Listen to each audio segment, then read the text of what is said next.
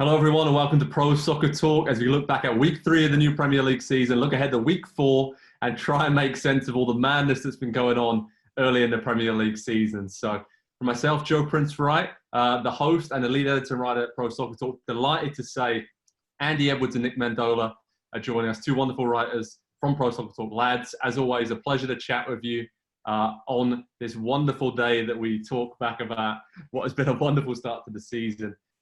I'm going to start with looking at some of the teams who have been struggling. I think Man United, Chelsea, and Man City fans have definitely not had a great weekend. Leicester, Everton, Liverpool, and Villa, they're off to fast starts. We've had penalty kick drama, handball, VAR. It's been absolutely wild. So Andy, did you have a good weekend? And it was pretty crazy out there, wasn't it? Yeah, it seems like every week just comes out and says, okay, well, last week was crazy. What can we do to one up what happened last week? Last week, it was about all the goals. This week, we got a ton of goals. We got a couple of handball instances this weekend, and then we've got the transfer deadline coming up this week. So it's just whatever it is about the start of the season, the Premier League it's out of its mind. It's a little bit bonkers, but you know what? It's amazing entertainment at the moment. And if you're not paying attention to it every single day, you're missing something pretty good. It's chaos, right, Nick? Yeah, I'm having a difficult time figuring out whose struggles are for real and who's just extremely unlucky, right? I think I mentioned last week how much I've liked Brighton. The opposite, like Newcastle. I've seen them steal so many points over the years, and I don't know if I've ever seen it be less deserved as that call at the end of the Spurs game. And when you have Steve Bruce coming out and mentioning, and I know we're going to talk about this later, but when you have him coming out and saying, yeah, that really worked out for us, but it's nonsense. And basically said I should be dancing right now. It's just, I have a hard time. You look at Man City, you look at Manchester United, Arsenal, Chelsea, all these teams, and I just have no idea what to say other than Liverpool's pretty good. Wow, that'll kind of be the case throughout the season. It seems like they've been so good with those 3 wins from 3. Perfect start amongst a few teams who had a perfect start so far. And it's been a perfect start to the season for Pro Soccer Talk. So if you're new to watching us, I want to explain what we do. Basically, we'd be having this chat anyway, but we grab a beer, we have a chat. Andy is in Kansas City, Nick's in Buffalo, New York. I'm over here in England. So cheers to all of you. Cheers to producer Gene for helping us put this all together each week. And I think that's a wonderful place to start with our first big segment of the day. So the big news in the Premier League over the next few days is going to be the transfer situation, the transfer window closing. It closes on Monday, October the 5th at 6 p.m. Eastern time. We're in the final week of the window now, lads, and I wanted to focus on the transfer needs for specific teams in the Premier League. So looking at the big boys here, given their poor starts to the season, I feel like a lot of them need to do a lot of business and might start panicking in the final days of the window here. I'm going to start things off with Manchester United. I mean, all summer long, it feels longer than that, maybe even for the last year, they've been chasing Jadon Sancho. Doesn't seem like they're going to get him. And we said it on previous discussions. They probably don't need an attacking player, probably need a new winger. They need a new centre-back, left-back. I mean, Alex Teller's coming in. Ismail Sarr maybe coming in from Watford as a bit of a panic buy. He's a good player, but he's no Jadon Sancho. They've got a bit of a stopgap situation there. So firstly, when we talk about transfer needs, what do Manchester United need to do, Nick Mendola? I wonder what the plan is there. That's what I really wish I knew. Like, what is their plan? I go back to when he had a good game that day, if it was Mensa, but what Wan-Bissaka on the bench, trying to decide what they're doing with the midfield, whether they're shoehorning McTominay or Fred or whoever. I have a hard time telling you what I think they need to do because I don't know what the plan is. So for me, and this is a little bit of a short-circuiting thing, either Ole needs to tell us what he's doing or maybe they need to find a guy who isn't him. So look, Sancho is, I think, an okay long-term plan that's not going to happen. Tellus does seem like the right move. I just don't know that you can trust Luke Shaw.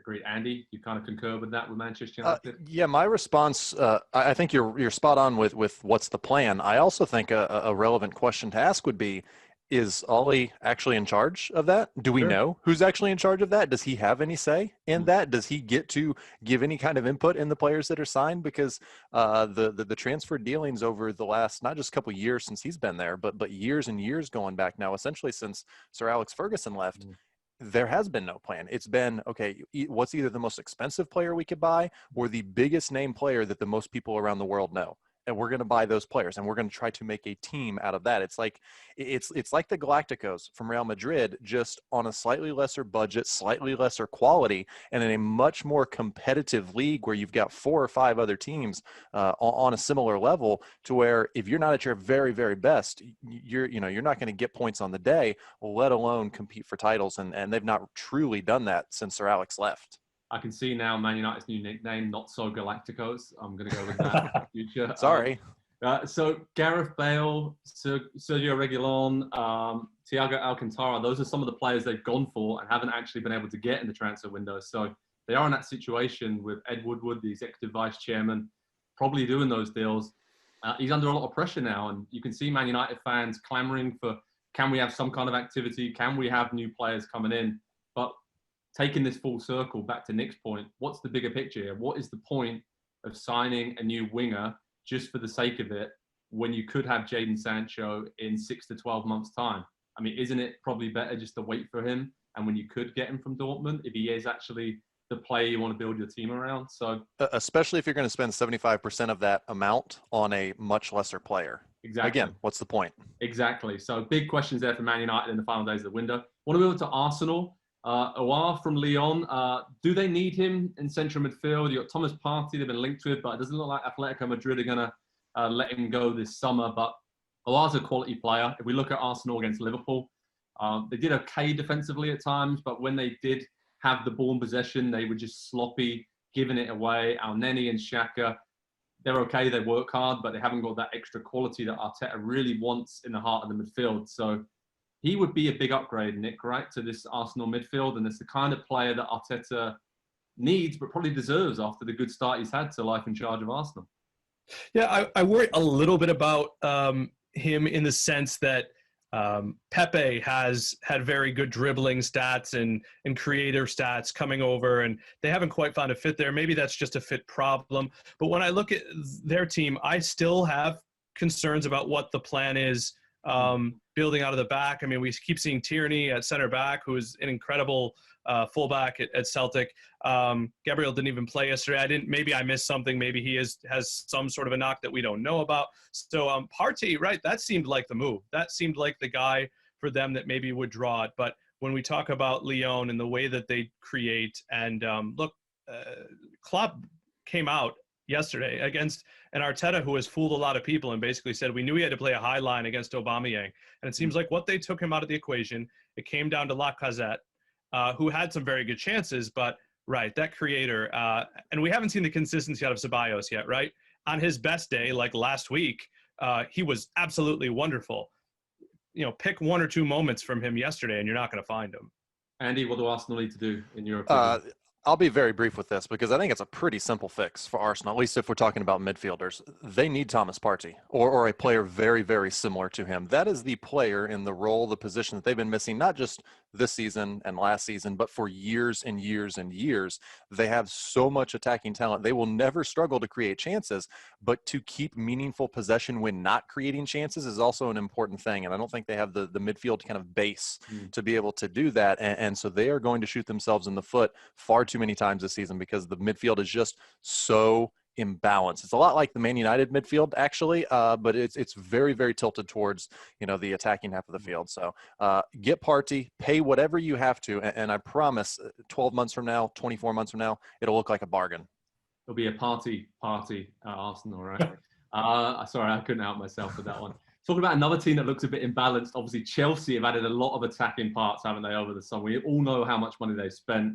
But Thiago coming in, given the captain's armband for his Premier League debut, had a bit of a nightmare against West Brom. They somehow managed to scramble a 3-3 draw out of that. But do Chelsea need to add another centre-back? I'm looking around at their squad. Again, we've spoken about it before. They don't have that leader at the back. Maybe Thiago will be that on his first couple of outings. Doesn't seem likely. So Declan Rice has been linked time and time again. Looks like West Ham are going to want an awful lot of money for him. He's a great player. Obviously plays in holding midfield for West Ham and England, but future maybe as a centre-back at Chelsea. Nick, do you think Declan Rice is a player that Chelsea should go out and pay whatever the price is? Because it seems like they're not good enough at centre-back right now to take that next step and just to cement their place in the top 4. So, yeah, do they just want to have an absolute lockdown on hyper-aggressive players? And so that's my question with Rice. He's 21. I think he's exceptional. He's very good. We haven't seen him in a good team. He's fairly wasted where he is right now. I mean, I know West Ham had a great win this weekend, but for England as well. He's played for England. Let's not forget that. Well, that's obviously correct. I mean, listen, the poor man's United States men's national team. But I wonder who's leaving. Right?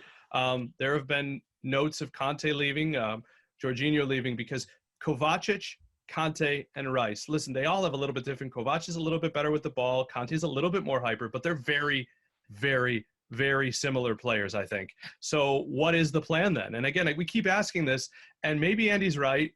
He said this before, maybe not even this week. Maybe it's more about personnel. Famous basketball coach here in Western New York, Reggie Witherspoon, used to say, it's about Jims and Joes, not X's and O's. And I'm wondering if that is the Premier League approach right now. Is it just get as much talent as you can and figure it out? Because even going back to Arsenal with Saka and Pepe and Nketiah and Lacazette, I'm wondering if that's the plan with Chelsea. We'll figure it out later. You know, we've seen now Ndidi go drop back to center back. You mentioned Rice potentially having that skill, Fabinho. Maybe it's just get dudes out there and figure it out. Absolutely. And Andy, to finally wrap up on Chelsea, Rice, is that the big name they need to buy?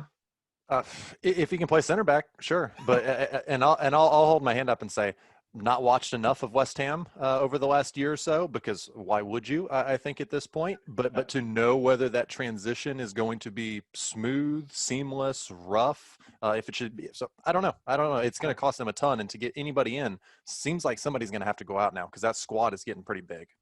Absolutely. It's going to be some big moves in the final days of the transfer window. So we'll have you covered at ProSoccerTalk and NBCSports.com. All the latest transfer news, rumours, deals as they happen. There's going to be a lot of money spent in the final days of the window as Premier League teams get the man they want or panic a little bit, probably the latter.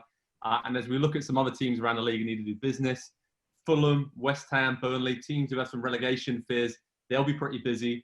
And there's going to be some other teams in and around that Champions League, Europa League picture. We're really going to have to spend big late in the window to try and make this season a success. So very quick answer, lads. One team that needs to do a lot of business in the last days of the window. Andy, I'm going to start with you. One team. Well, every relegation battling team always needs to do a ton of business because they're going to be battling relegation. But I'll pick one team away from there. I think Spurs need to go out and get a backup for Harry Kane. This is one of the most often and frequently and long-term injured star players in the entire world. You can bet 2 months at some point this season he will be out, and Son Heung-min already got an injury and going to miss time. He's pretty frequently injured as well, so I know Gareth Bale is still to come, but until then and beyond then even, they're 1 or 2 injuries away from being in the exact same situation they were in last season. And how did that turn out? Nick, quickly. So for me it's Burnley, and I think they're the big domino in the entire operation because I read today that there's serious considerations of selling James Tarkowski. And given what Sean Dyche has said, if they get rid of that guy, and I like Ben Mee a lot, then clearly there are going to be other dominoes to fall, whether those are championship dominoes or otherwise. He's done an incredible job, Sean Dyche, but I wonder at what point does the well have to run dry? So Burnley is the team I'm watching. He might go if Tarkowski goes. I mean, why wouldn't you? Big few days in the transfer window for the futures of a lot of players, a lot of managers, a lot of clubs. And it's amazing that they leave it so late every summer, but here we are again, moving into October, and it's going to be interesting. So at Pro Soccer Talk, head over there. We'll have you covered on everything to do with the transfer window and the closing of that in the coming days. So moving on to the next segment on Pro Soccer Talk, 3 things we learned over the last week in the Premier League. Again, at PST, we have you covered with 3 things on each game. Nick, Andy, and I give our analysis on what's been happening in these games. And lads, I'm going to kick this one off because I feel like we've avoided this topic long enough. The handball law has to change. There has to be some kind of realization that the IFAB rules that have come into the Premier League this season, they've been in La Liga and Bundesliga, elsewhere in Europe. It's not going to work in the Premier League. It needs changing. There's been some incredible stats in terms of the amount of handball situations we've had already. So I'm going to go run through one thing. Last season, in the Premier League, there were 19 penalty kicks that came up via a handball situation. Okay, so 19 in the whole of last season. Right now, we are on track for 90 penalties from handball situations in the Premier League. So that shows you a massive jump, and it also shows me that if you're a striker in the Premier League, you'll be rubbing your hands if you take penalty kicks, because your goal bonus is about to go through the roof because you're going to get a lot more penalties. So, yeah, what do you think about the handball rule? I know the ruling slightly changed, the interpretation. There's already talk of Premier League referees not being happy with it and maybe them kind of being a bit more lenient. We always kind of see this, right? When the new rule comes in, the first few weeks, they hammer it and then it calms down a bit. Is it here to stay? Or, Andy, do you think we're going to see a lot of penalty kicks for handball situations, which, quite frankly, weren't handballs, were they? Yeah, what was it a couple seasons ago? Was it kind of pulling and tugging on players on set pieces, on corner kicks, especially in the penalty area? And there were a ton of those early in the season. Then it kind of either calmed down on the referee's part or the players adjusted to it. And I think this is probably something that it's a little bit more difficult to adjust to, because you make a great point. It's not as if, it's intentional at all on specifically Eric Dyer and Newcastle United, that one right there. To jump in the air and contest a ball in the air, you have to raise your arms. You can't jump with your arms straight at your side. You will land wrong. You will potentially, do lower body injury, to yourself by landing and how the balance and everything, where it's just to have a hand even up here without making any movement towards the ball, without gaining really an advantage from it either, and without knowing the ball is there because it's behind you. I don't understand it. And to Steve Bruce's credit, he said just as much after the game. But yeah, it's this new kind of interpretation that anything has to be called a handball. At what point do attackers just say, okay, you're a yard and a half from me, I'm just going to kick it at your hand? They're good enough to do that, by the way, and win penalties all day. Nick, your sort of assessment of this handball situation, and then move on to what you learned this weekend? Sure. Yeah, I think quickly they need to just make the call. The refs need to be stronger. We need to trust the refs if something doesn't go exactly according to plan, because that's the way I look at it. The Newcastle had a penalty. That penalty was their second penalty. They don't create chances. They don't create danger. So if they're getting a penalty, there's a problem. It should almost never happen. What I've learned, what we've seen from a lot of these teams, a lot of the big teams, the congested off season, the way that it was rushed forward, the transfers and the quick adaptations we're going to have to see, let alone all these League Cup matches. I think Everton has top 5 hope just by virtue of starting this quickly. I know they're relatively untested with respect to the Spurs win. If you look at them in the wins they have, and I know it's Spurs, West Brom, and Palace, these are the expected goals for the opposition in those games. 0.8 against Spurs, 0.3 against West Brom, 0.4 against Palace. So whatever you want to say, they are not giving up chances. They haven't had Mason Holgate yet, and they're doing it with a goalkeeper who I don't believe in Jordan Pickford. So last year they limited chances. They just had major mistakes. If we talk about their problems under Silva, there was a game they allowed like 2 goals or 2 chances and 4 went in. So listen, if Pickford plays well, they're going to get the job done. And again, small sample size alert, guys, but 3rd in possession, 2nd in passing, 3rd fewest in shots on target per game. Brighton's next. That's a nice test. But then Merseyside Derby, and I cannot wait. That'll be a beauty. That will be good. And Nick, you focus on a team that's done well and overperformed probably early in the season. Andy, I know that you learned something about a team that really is struggling at the moment. Yeah, and not just struggling in what they've already done, but potential struggles still coming up for Manchester United. If you look at their next 5 games, going to be very, very difficult. Spurs, Newcastle is kind of the odd one out there, but then it's Chelsea, Arsenal, and Everton, who Nick just talked about, and lots of reason to be excited about them. By the time they get to 7 games played this season, they will probably have done well to be on, 9 points. More realistically, 6 or 7, I think, is a real possibility. And then at what point does Ollie start to come under real pressure for not getting results against the teams that they're supposed to be competing against for these top 4? And potentially, kind of title places. And credit to Nick, he nailed the Brighton thing last week. They were very, very good value for certainly a point and maybe even 3 in that game. And just to see United struggle that way, we've talked a little bit this week about the transfer struggles and the way that they've done their business and the lack of a plan. They have 5, I think, potentially elite or currently elite players in their squad. And I think they play about the same 2 positions. And it's just, the squad is just all wrong. There's a ton of talent. The squad is just wrong. And it's cost so much money that I understand why they can't just blow it up and start over. But at some point, something drastic is going to have to happen at Old Trafford. Absolutely. And how they beat Brighton, I still am trying to scratch my head at that. Bruno. Well, that's it, right? They hit the woodwork 5 times. Trossard had the hat trick, left post, right post, and the crossbar. It was really incredible. Brighton really were unlucky. United, to be fair, Solskjaer held his hands up and said, we got away with one there. That's football. It's kind of Ollie time, right? Instead of Fergie time at the moment. They keep sneaking by. But like you said, Andy, I think it's going to catch them up. And then all of a sudden, when do we start talking about Solskjaer's honeymoon period? Is over a while ago, but still kind of that nostalgia feeling buys him some time. But I think if they have a poor few months here, Pochettino still doesn't have a job. He's going to be floating around in the background, I'm sure. And then Man United can really build something a bit more sustainable. But big few weeks for Man United after a poor start to the season. And that's a look at what we learned in the Premier League over the last week here at Pro Soccer Talk. So moving on to the next segment is my favorite. Each week, it's the time when I get to rank my top 5 players, and Andy and Nick get to scoff in it. And everyone else in the comments, I'm sure, is hammering me as well. But let's talk about just these top 5 players here. Again, it's very difficult. We had another wild week in the Premier League with so many great attacking talents on fire, hat tricks, great goalkeeping displays. So again, I'm starting off by saying these are 5 players, but I could have easily gone with 15 or 20 because this is tough. This is a tough job I've been given here. But number 5, Jack Grealish, I'm going with him. Instrumental in Aston Villa's big win at Fulham. Had that goal early on which set the tone. He was a constant pest. I mean, Dennis Adoy must be having nightmares about Grealish because he was buzzing around everywhere, seems hungrier than ever. And Dean Smith said that these new signings that have come in, and Aston Villa have bought well, by the way, hasn't been the case in the past, but this summer they have. They said they've taken a lot of pressure off of Grealish. And you can see that. He's playing with more creativity, a smile on his face.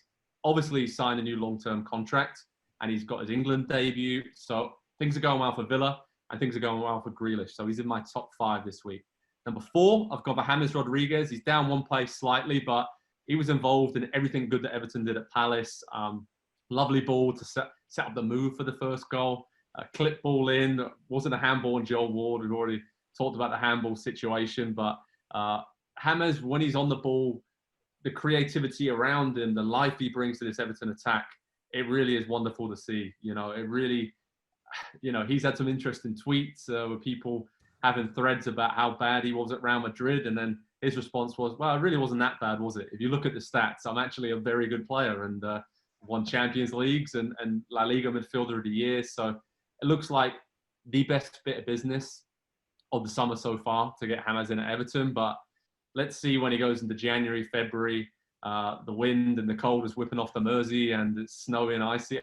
I know it snows in Madrid and other places he's played and Munich, everywhere else, but there's no doubting that the Premier League is a different beast. So let's see what happens with James. I've gone for Trent Alexander-Arnold at number 3.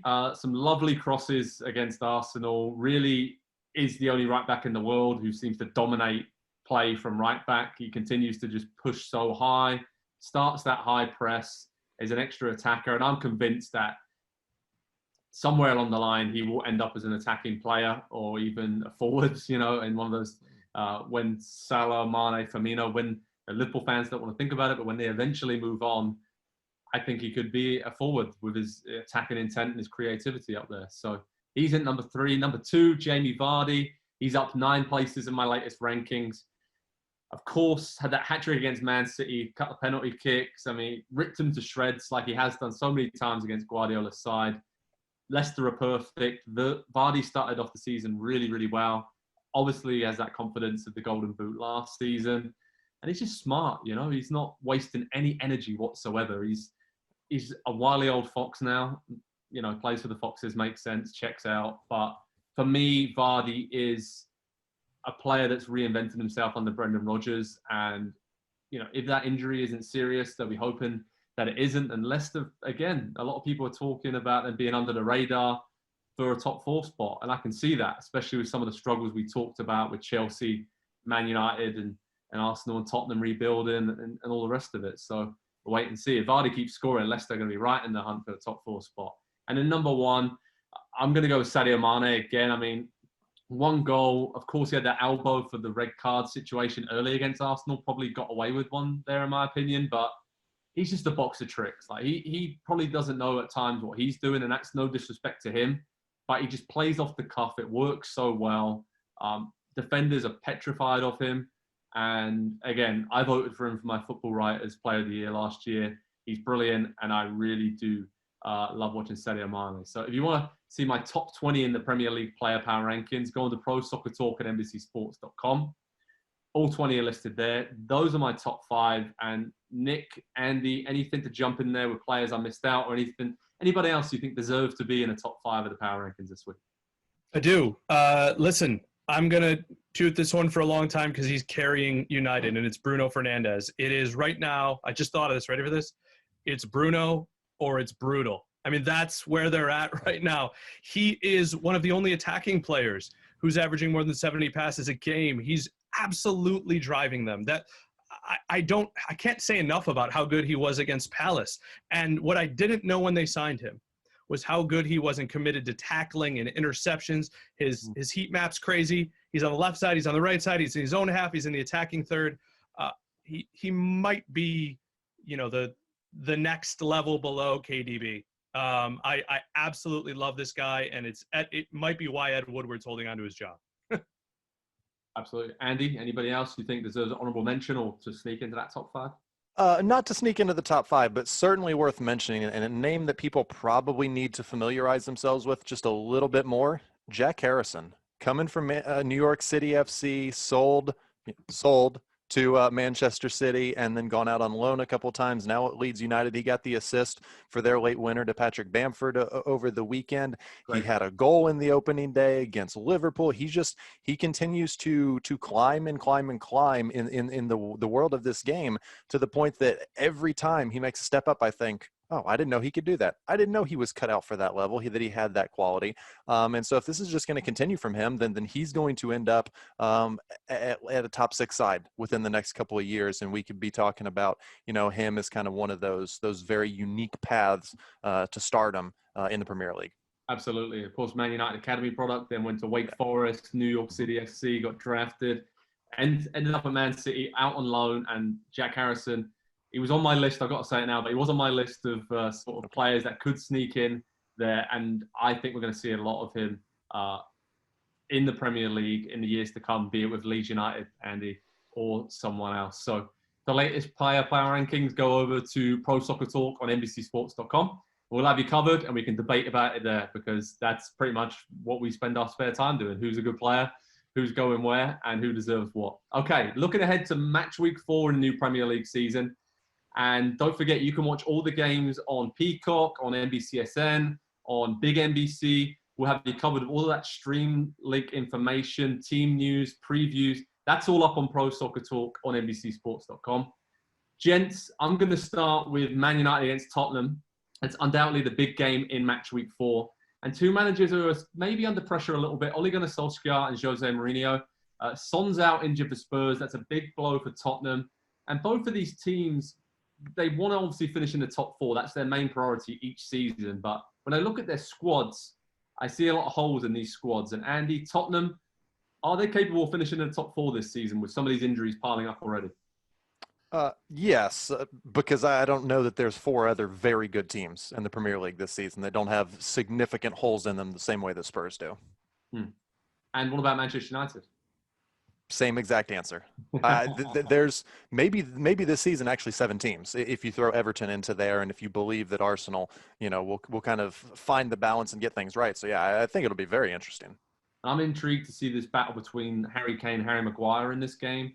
Obviously, 2 England teammates know each other very well over many years in the Premier League, and Kane always seemed to get one over Maguire and Leicester.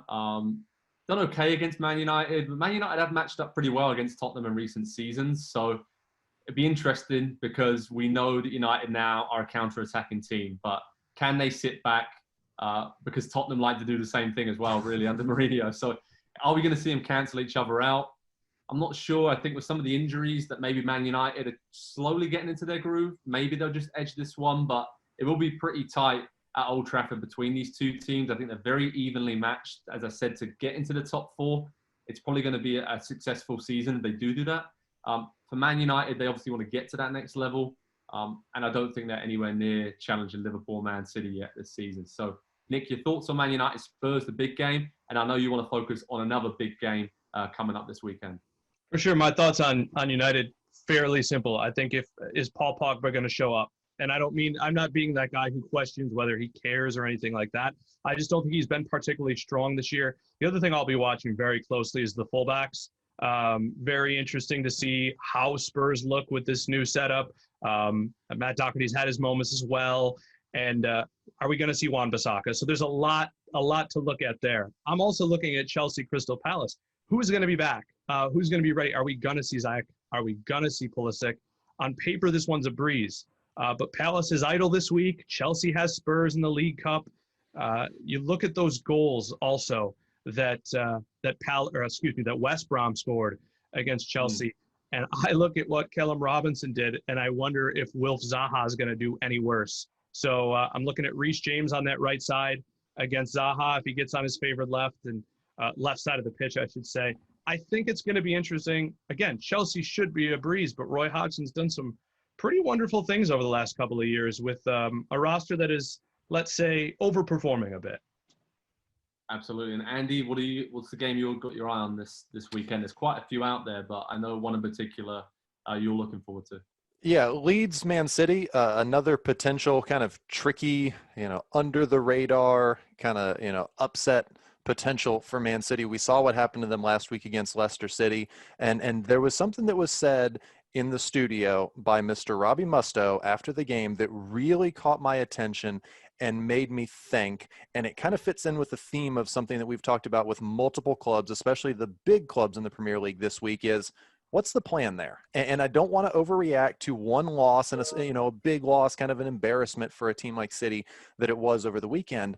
But Robbie said, based on the body language of the players, it looked like the project had run its course. And I thought that was very interesting and also highly debatable. And you can look at that in terms of the squad. They have got some very, very important players that are now on the wrong side of 30, and they are starting to break down. They're not as productive, as reliable as before.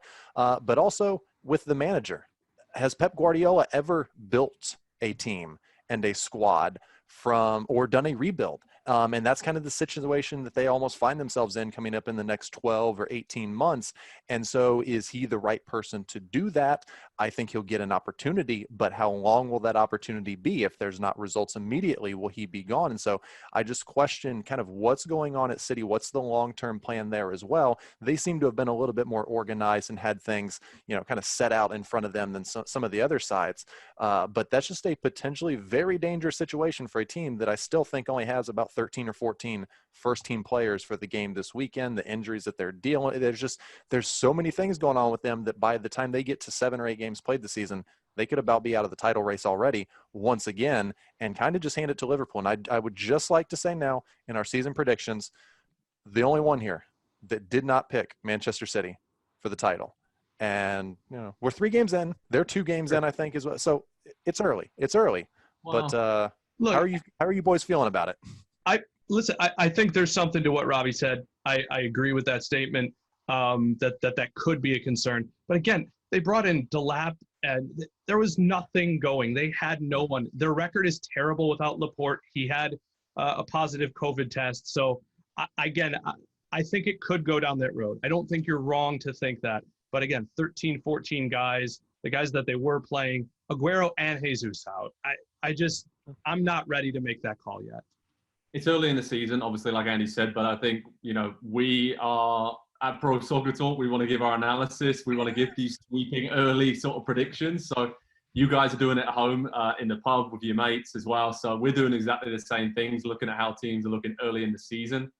And yeah, Leeds Man City, I think, will really show us, A, how good Leeds are, and B, is this a really big issue for Man City? And of course, you can watch that on Saturday, 12:30 Eastern time on the big NBC channel. Really looking forward to that one as Bielsa and Guardiola go head-to-head.